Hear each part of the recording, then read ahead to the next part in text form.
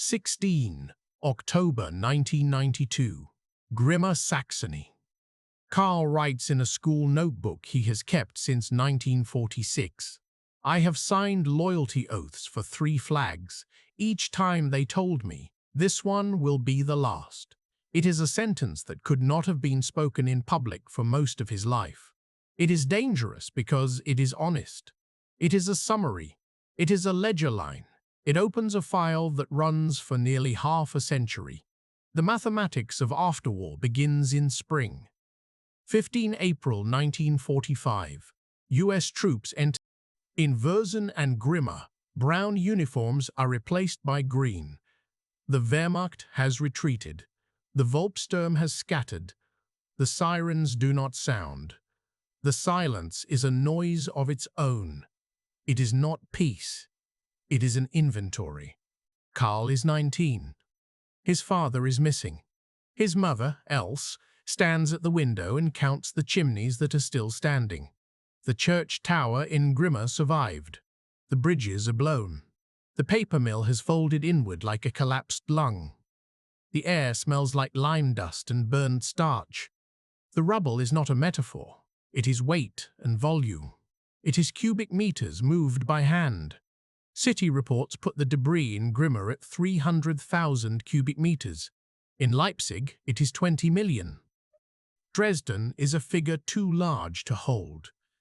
The arithmetic of rubble: 1 woman, 1 shovel, 1 wheelbarrow, 8 hours, 70 kilograms per load. How many days to clear a street? How many winters before the light returns to ground floors? The Trümmerfrauen lift the city with their backs. They sort brick from ash with bare hands. They make neat stacks for reuse. Photographs in the Bundesarchiv show lines of women with kerchiefs, one after the next, passing bricks along like loaves. They mix mortar in tubs, their faces hard and closed. The men are dead or not yet home. The boys are wounded or still at the front. The Americans pin up notices: curfew 20,000, surrender weapons, return stolen goods. They go door to door. They knock. They smile often. They speak slowly. They point to the sky where the planes fly without sirens and say the word freedom, and it sounds like a foreign object. Karl writes in 1945 in his first entry, "We must not speak when the Americans walk away." I saw 2 French forced laborers come up our street. They took Herr Neumann's bicycle. He did not protest. He put his hands up. His son shouted, and the Frenchman hit him with a wooden stick. The boy did not flinch. The fear of retribution is quiet. It is personal. It is not political yet. It is the girl on the next street who used to be a maid at the Schultz's house, who now walks with a Polish man and does not lower her eyes. It is the men returned from camps who sit on thresholds and smoke in the morning. It is the soldiers in green who laugh at pigeons and then stare hard at faces. The Americans favor smiles. The Russians, when they come in July, favor stares.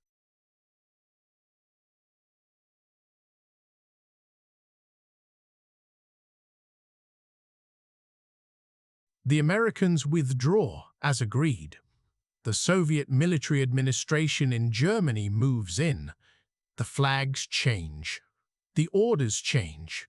Some of the faces stay the same. The arithmetic of occupation is not difficult. Power is numbers and logistics. It is trains of requisitioned machinery moving east. It is a list of persons not allowed to hold positions. It is fuel and coal and roofs. It is paper. It is form.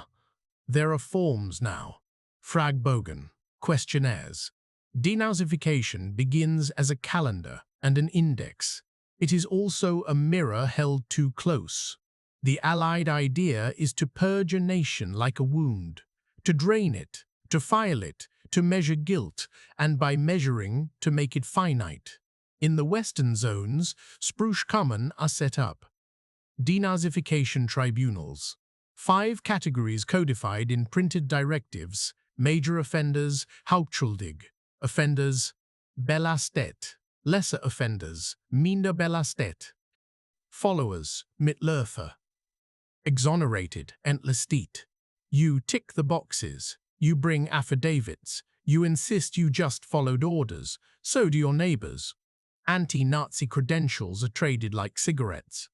The mathematics of guilt becomes arithmetic. Years in party equals burden. Rank equals burden. Signing orders equals burden. Signing orders equals burden. Claiming to have been only a teacher, only a driver, equals mitigation. In the Soviet zone, the categories are not the same on paper, but the practice is similar and also not. The Soviet military administration in Saxony is quick and practical. It dismisses thousands. It promotes workers. It organizes courses for new teachers. It sends reports to Moscow. It has a second agenda. It is building an anti-fascist state. Its arithmetic counts class more than conscience. Karl fills out a questionnaire in August 1945 for the Grammar School authorities. Where did you work between 1933 and 1945? Student. Member of Hitlerjugend? Yes. 1936-1943. Compulsory. Party membership? No. Any leadership position? Scharführer. HJ. Training? 1 semester of teacher seminar, 1944. Military service? Luftwaffenhelfer. He writes in careful script. He does not lie about the HJ. He does not mention swearing an oath in front of a flagpole with a black swastika, because the question does not ask for feelings. It asks for dates. His mother brings polenta to the hearing in September. It is in a room behind the school office where a portrait has been removed. On the wall is a brown rectangle where the frame was. The Soviet officer does not speak German. The German official does. He asks if Karl ever denounced anyone. He asks if Karl believes in the anti-fascist order. Karl says yes. He signs a declaration. He is 19 and wants to teach literature. He is not important enough to punish. He is selected for the new Lehrer program, new teachers, a crash course to fill empty classrooms that are also empty of ideology, in theory. He gets a printed pledge, the first oath of his adult life, to teach children in the spirit of democracy, peace, and socialism. He signs it for the Soviet zone flag, which is not yet the GDR flag. He signs with a good pen. He writes later that night, I have done this once in a courtyard with torches. Today it was a hallway with no portrait. Hunger is the currency of the winter of 1946-47. It is specific. It is the difference between 900 and 1,200 calories. It is an American lecture delivered by occupation officers. The human body at 15 degrees Celsius needs 2,000 calories. Mr. Muller, 62, on the second floor of Marktstrasse, gets 750 through ration. He sells his jacket for sugar. He dies anyway. The arithmetic is unforgiving. Food is a ledger. The ration cards are small abacuses printed on poor paper. There are columns for bread, meat, fat, sugar. There are classes. Heavy workers get more, old women get less. Children get exactly what the state prints. Coal is rationed on a similar card. In the black market, cigarettes become coins. American cigarettes, Lucky Strike and Camel and Chesterfield in the Western zones, trickle into the Soviet zone. They have exchange rates. 1 pack buys 5 eggs. 2 packs buys an old radio. 10 packs buys a coat. Karl writes, one night I bought 6 potatoes for a textbook. The man smiled and said, we are all writing new books now. An Allied intelligence summary from January 1947, U.S. military government Berlin reports, the mood among Saxons remains brittle. Rumors of a harsh winter are confirmed by mortality data. The British reports call it the hunger winter. Soviet administrative notices rename it the Year of Reconstruction, but the potatoes do not obey slogans. On cold mornings, children faint at desks. Teachers send them home with a crust. Hospitals lower thermostats. In the aftermath, the human landscape shifts. From the east, from Silesia, East Prussia, the Sudetenland, Bohemia, from villages whose names are spoken in half-whispered German and half-forgotten Polish, come the expellees. They come with pushcarts. They come with sacks. They come in shoes that do not match. They are the miscalculation of war at scale, 12 million, 7 million to the American and British zones, millions more into the Soviet zone. Saxon receives hundreds of thousands, from Reichenau, from Königsberg, from smaller places no one in Grimma has ever heard of. They arrive at train stations with tags. They are assigned to rooms in apartments already thin. The arithmetic of housing is suddenly explicit. 1 room per family of 4 if you are lucky, 1 stove per 2 families if you are not. Kitchens become calendars.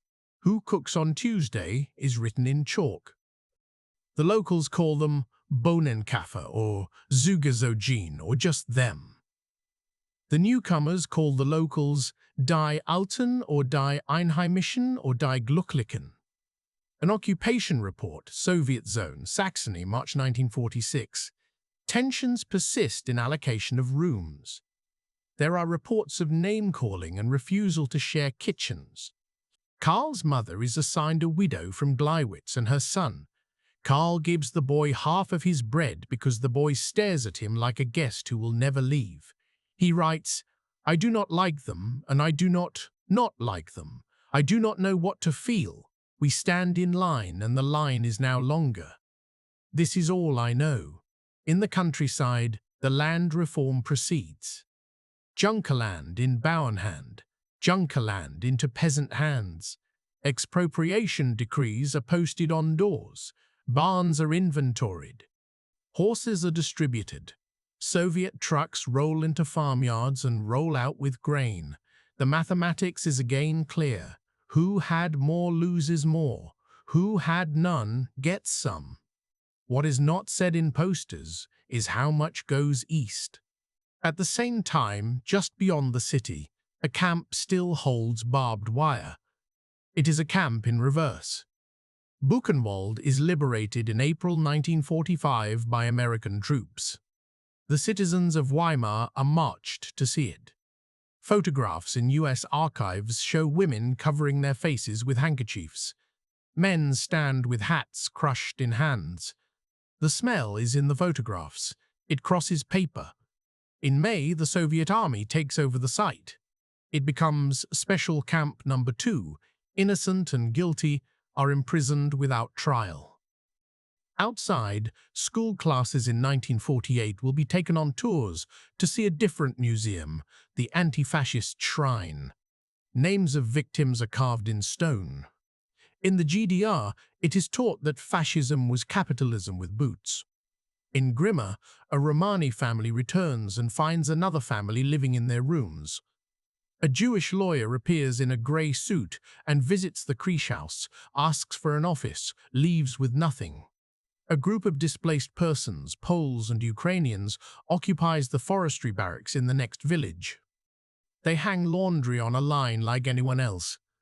The word lager loosens from its fixed meaning and spreads across the map. DP assembly centers are documented in Allied files. Zielsheim, Bergen-Belsen, Ferrenwald. Closer, in Soviet reports from Halle and Leipzig, the same quiet phrase, foreign civilians awaiting repatriation. Karl writes, "In 1942 there were men in striped clothes on the road. In 1945 there are women with scarves who look at me when I pass. We do not speak. I want to say I am sorry. For what? For everything. For nothing. I do not say anything because I do not know the syntax. The mathematics of knowledge is cruel. How much did you know? What did you see? If truth is calories, some had a feast and pretended to be hungry. Others saw nothing and thought that absolved them. Federal archives later will hold surveys. In 1946, 57% of Germans in the American zone said they had known little of concentration camps. 22% said they had known nothing. In the Soviet zone, the numbers are lower because the narrative is different and because silence has different uses. Silence is not empty. It is a currency like cigarettes. It can be saved. It can be saved. It can be spent.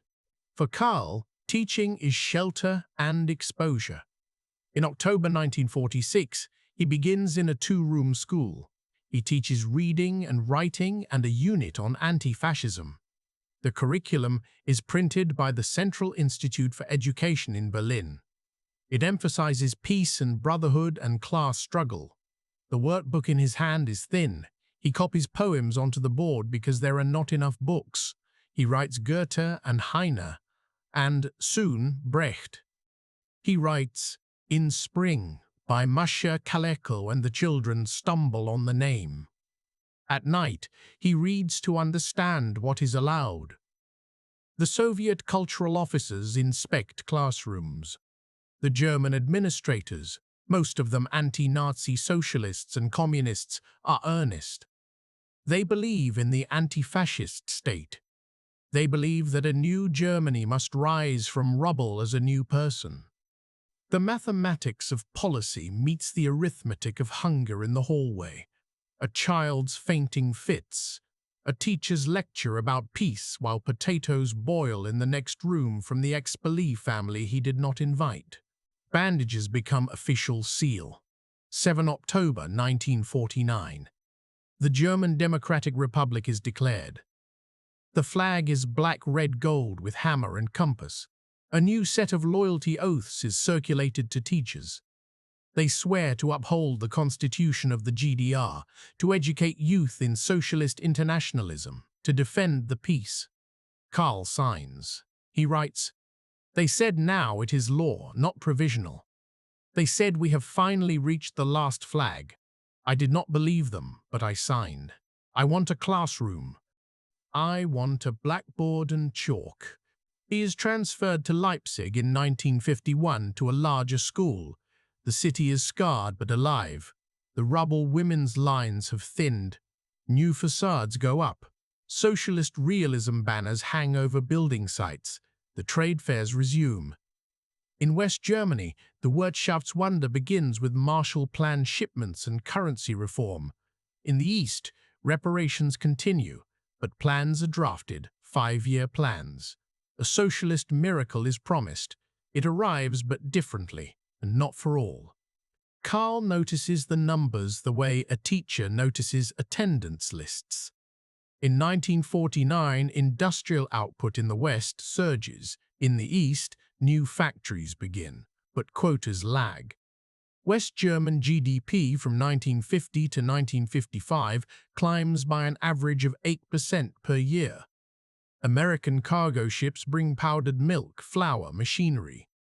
The West German city of Frankfurt processes CAA packages, the new word on everyone's lips. Even in Leipzig, Western radio signals arrive. The arithmetic of envy sets in. The shop windows in the West are brighter on Radio Luxembourg. The East broadcasts say there is plenty if only we produce. Both are true on paper. Neither is true fully in kitchens. 17. June 1953. Uprising. It begins with construction workers in East Berlin and spreads to hundreds of cities and towns, including Leipzig. They protest work norms. They call for free elections. They sing. The Soviet tanks roll. In the files of the Ministry for State Security, it is called a putsch attempt. In Western broadcasts, it is an uprising. In Karl's notebook, a quiet entry, we were told to keep the children home. We had no school. Tanks went down. Karl Liebknecht Strauche. They clattered. A man shouted. We closed the shutters. He remains a teacher. He is promoted to deputy headmaster in 1958. He joins the teachers' union. He attends political instruction sessions. He learns to say the right sentences. He does not believe all of them. He does not disbelieve them completely. He knows that jobs are fragile. He knows that the earlier Denazification case file exists somewhere. and that files in Germany are like bones, you can bury them, but they do not disappear. He signs another affirmation of loyalty when he becomes a headmaster in 1962. The signature is the same. The ink is blacker, the paper thicker. A student in 1961 whispers about leaving. People are leaving by train to the west. Between 1949 and 1961, 2.7 million East Germans flee. On 13 August 1961, the border is closed. The wall goes up. The day after, Karl stands before a class and reads a poem about anti-fascist peace. He tells them that the border is a protective rampart. He knows words can be ropes or chains. He chooses rope because he thinks he can do less harm with rope. In the 1960s, school books simplify. A GDR 9th grade history text calls the carpet bombing of Dresden a Western imperialist terror attack. It calls the rounding up and murder of Jews the criminals of the fascist clique. It points to anti-fascist resistance. It rarely names the neighbors who denounce neighbors. It tells of sufferings and heroism. In West German schoolbooks, the tone is different, but not immune to simplification, more emphasis on constitutional rebirth, on never again, on the bad Nazis as a separate tribe. The mathematics of narrative in both states subtracts things that trouble nation-making. The arithmetic of absence adds up over time. The 1970s arrive with relative stability. The GDR provides certainty. Bread is cheap, heat is subsidized, school names change, streets are renamed. The 1968 GDR Constitution secures the leading role of the SED. It is a sentence that will be contested only 2 decades later. Karl is part of the state apparatus. He is also a teacher of literature. He loves Rilke and Heine but quotes Brecht because that is safer. He stands in front of a class and reads, "And die Nachgeborenen," and does not annotate the part where the poet says, "We, who wanted to prepare the land for friendliness, could never be friendly." He knows that line too well. Around him, a new network of paper grows. The Ministry for State Security, the Stasi, maintains files. It recruits informants. It writes memoranda. It produces the secret grammar of the country. The mathematics of surveillance is a ratio, informants to citizens. In Saxony, as elsewhere, it climbs. An average of 1 full or part-time informer per 60 adults is one figure that circulates later. The files read like small-town gossip archived by the state, but they have consequences. 1977. An officer from the local Stasi office visits Karl. He is known at his school. He is respected. He is told the state needs his help to protect youth from enemy influence. He is asked to report concerns. He is told this is patriotic. He is told it is confidential. He is given a code name, Lehrer. He signs a form committing to observe and report on the political moral stance of colleagues and hostile negative behavior. He writes later in his notebook, "They told me it was a small thing. They told me it was for the safety of the children. I signed. It was in the same hand as other signatures. I did not sleep that night." He sends a few reports. A colleague listens to the West at lunch. A parent complains about the FDJ. A student speaks too glowingly about visiting an aunt in Hamburg before the wall. The reports do not lead to arrests. They go into files, into folders marked with pastel-colored covers. The arithmetic of harm is again imprecise. He rationalizes that he is careful. He omits names. He writes something oblique. He imagines he is doing less bad than someone else would. The state does not need many names. It needs the culture of caution. It wants citizens to count their words before they speak them. It wants the teacher to edit others and himself. In 1980, he is given a medal for service in education. He smiles for the photograph. He puts it in a drawer. He teaches a unit on Holocaust literature. He reads from the GDR edition of The Diary of Anne Frank, with a foreword about anti-fascist resistance. He takes his class to Buchenwald, now a memorial with a great bell and slogans about peace. He stands in front of the crematorium. He thinks of his 19-year-old self pulling bricks. He tells his students that this happened, that it happened in our country. He does not tell them that he signed something in 1977. He does not tell them that his first oath was in 1945, and his second in 1949, and his third in 1962, and another in 1977 that was not called an oath but was. In the West, the Wirtschaftswunder has become quotidian. West German memorial culture evolves, slowly at first, then with real force in the late 1970s and 1980s, as new generations are. Television shows address survivor testimony. Trials of old men bring names back to newspapers. The arithmetic of memory is not linear. It jerks and jumps. In the East, there is continuity of anti-fascism and blindness to certain things. Karl watches West German news on a neighbor's set sometimes, the picture snowy. He hears about a film that shows German suffering in the bombing of Dresden. He recognizes the impulse. He has had it too. He wonders how to square the arithmetic across borders that share a language but not a truth. 1989. Leipzig on Mondays. Nikolai Church.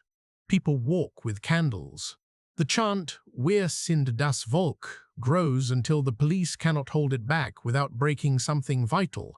He is 63. He does not chant. He walks once along the edge. He sees students he taught. He sees a colleague carrying a sign that says, "Freiheit ist immer die Freiheit der Andersdenkenden." Freedom is always the freedom of the dissenter. He thinks of Rosa Luxemburg. He thinks of the file in the building on Beethovenstrasse, where his reports sit like small stones in someone else's shoe. The wall falls.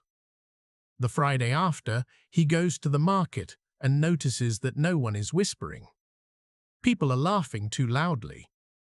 In December, the Stasi headquarters in Leipzig is occupied by citizens. Files are saved.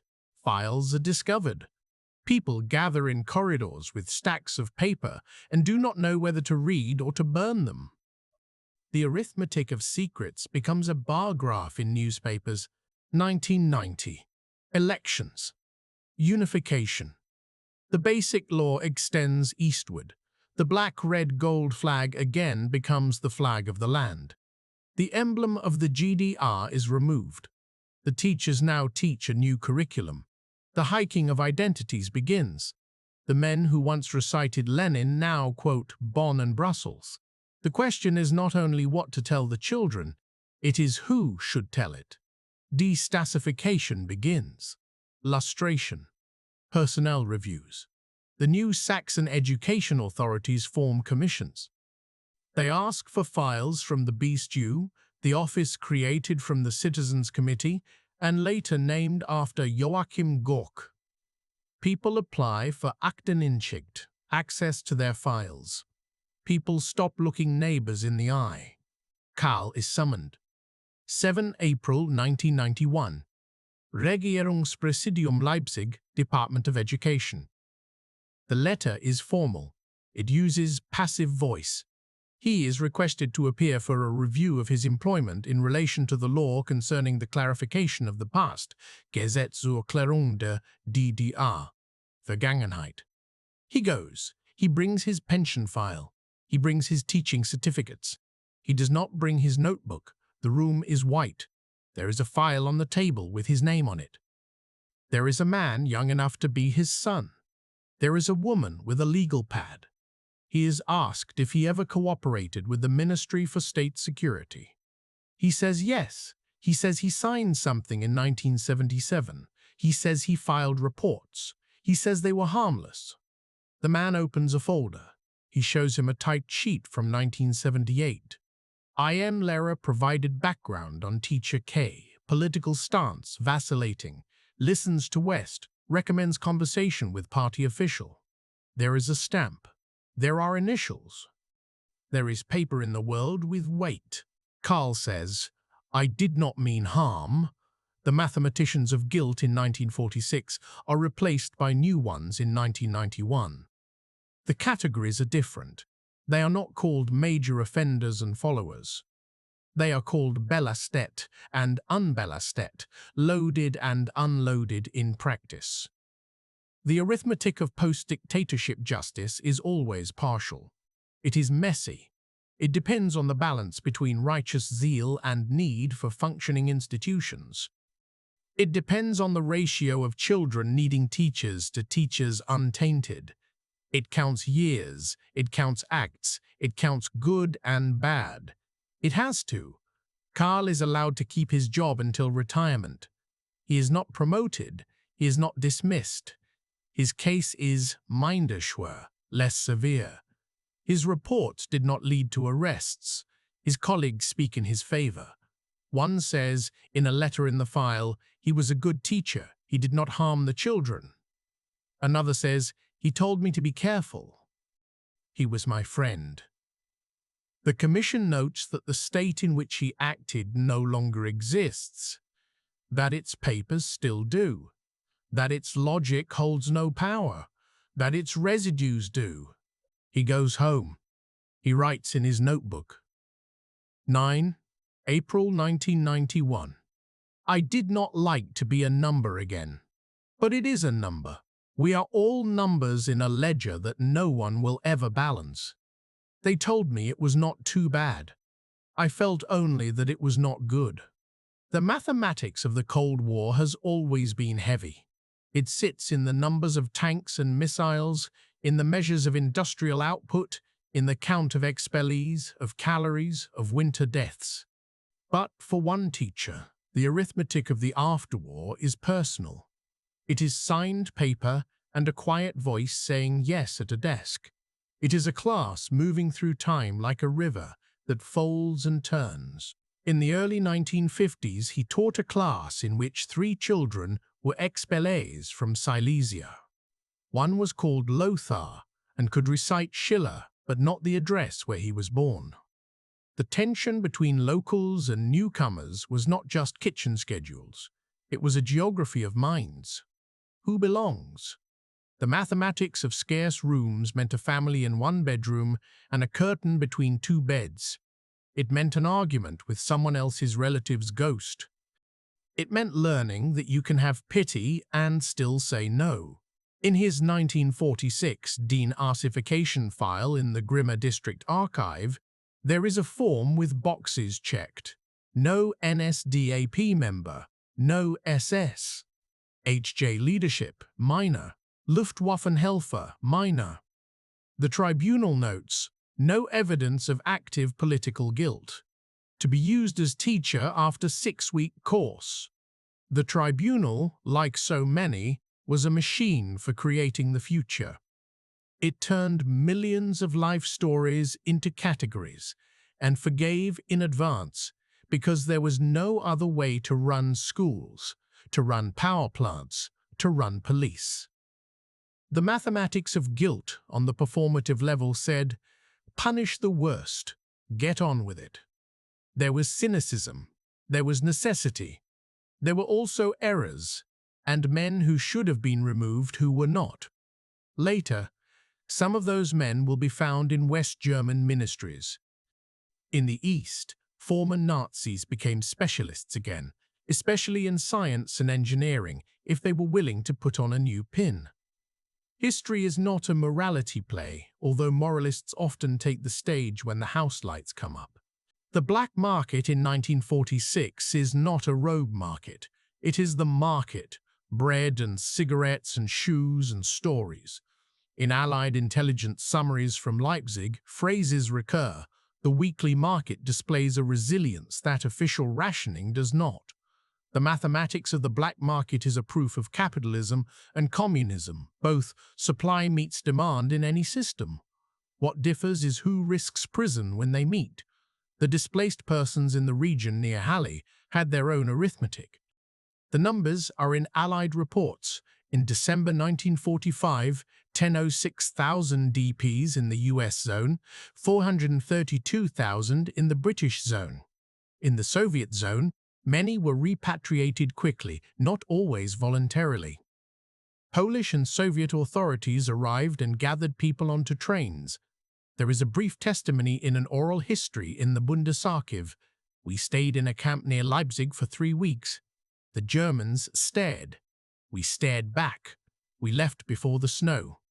There were small moments of contact that passed like paper notes.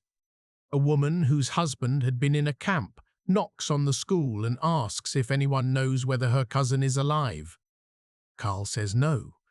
She looks at him, and he wants to tell her something large and human. But the arithmetic of guilt and pity cannot be spoken in a sentence between strangers in a hallway. He married in 1950. His wife Marta is a nursing assistant. She is not political. She is not apolitical. She stands in line and buys beets. She sews. She scolds him when he is too open at home near the expellee woman. She scolds him in 1977 when he cannot sleep. She says, "Then write nothing." He writes little. He writes something once that he later regrets, that a young teacher has spoken very well of America. The young teacher receives a stern talk. The arithmetic of stern talks is how the state keeps books on conscience without prison bars. In the 1980s, the school renovated the literature classroom. They put in new desks. They got new textbooks that had photographs of American demonstrators protesting Vietnam and West German demonstrators protesting rearmament. The editorial line was clear. Karl taught Heinrich Böll anyway. He underlined a passage about the difficulty of language and truth. He did not point his finger. He did not shout. He never had. He taught. That was his service and his evasion. After 1990, the narratives compete and then merge. The new state wants a democratic civic culture. It also wants to be just without being vengeful. It wants to employ teachers who can teach about the Holocaust openly, about guilt, about responsibility, about the Stasi, about the shots fired at the wall, about the lives lived in East German blocks with warmth and music and love. It wants to recognize the suffering of expellees without erasing the suffering of those whom Germans expelled from life itself. The mathematics is difficult. It is insoluble. It is the equation of a normal country with an abnormal history, or perhaps the reverse. He sits in his kitchen in 1992. The refrigerator hums. The brand label says AEG West. The bread is good. There is coffee that is coffee, not ersatz. The schools have bright posters about Europe. He is 76. He has more paper in his life than ever. Pension statements, health insurance cards, requests for attendance at reconciliation committees, brochures on how to teach National Socialism without reproducing myths. He reads them. He feels that he is both the wrong and the right person to teach this. He feels that he is both culprit and witness and minor character and narrator. He feels that he is exactly what his nation is, compromised and striving. He thinks about the ways he and his colleagues redescribed their pasts. After 1945, people in the villages submitted their Fragebogen and passed around Entlastingshunnis like sweets. I never denounced anyone. I only taught. I did what one must. The Sprüchkammer categories were not mathematics, but they were treated as such. In one town, 3 men who had been party members in 1935 became office clerks in 1948. In another, a former Gauleiter assistant became a good employee in a West German factory in 1953. By 1951, in the US zone, 90% of cases had been settled. The ratio of punishment to amnesty shifted quickly. The Denazification machine was designed to clean, but was used to stabilize. After 1990, a similar arithmetic emerges. In Saxony, teachers are screened. Some are dismissed. Many remain. The categories are informal but present. Those who worked for the Stasi actively. Those who had contact. Those who stayed away. Those who stayed away. those who were victims. The commissions do triage. Children need teachers. The new state needs loyalty too. The old state's habits persist in shadows, caution in speech, suspicion of confidence. But there is also honesty. There are exhibitions where young people stare not at the old crematorium, but at grey filing cabinets and realize that a sentence spoken in a kitchen in 1978 could travel across decades and split a friendship. Karl attends one such forum. He listens to a man his age talk about years in a Stasi prison. He takes off his cap and holds it in both hands. He looks at the floor. He does not stand and speak. He cannot. He walks home. He writes in his notebook. There is no equation that balances. But perhaps equations are the wrong metaphor. Perhaps memory is story, not sum. The economy moves on. The euro mark arrives. The shops in Leipzig display bananas and color televisions and washing machines that look like sculptures. In the East German neighborhoods, unemployment arrives as well. Factories close. The mathematics of transition is there on payroll lists and remnant warehouses. In Karl-Marx-Stadt, renamed Chemnitz, industrial giants die. In small towns like Grimma, young people leave for the West, this time with permission and one-way tickets. The arithmetic of hope and loss once more aligns uncomfortably. New school books arrive. They are West German in tone, but increasingly national. They assign topics about memory culture. They include source documents, photographs of deportations, a page from an owl's